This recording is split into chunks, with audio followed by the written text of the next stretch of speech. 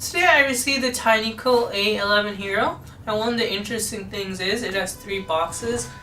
This box, and a big Amazon box which it came with. So the box outside looks actually pretty nice. So let me try to open it.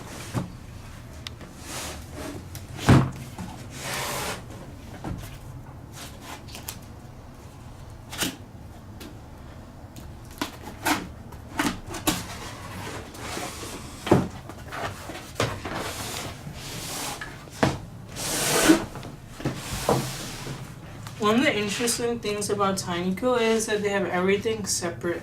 So you have the vacuum here, you have the battery charger here, and then you have the brushes here. All of them are in separate boxes. So actually keeping the box is pretty useful for storing things. Here's the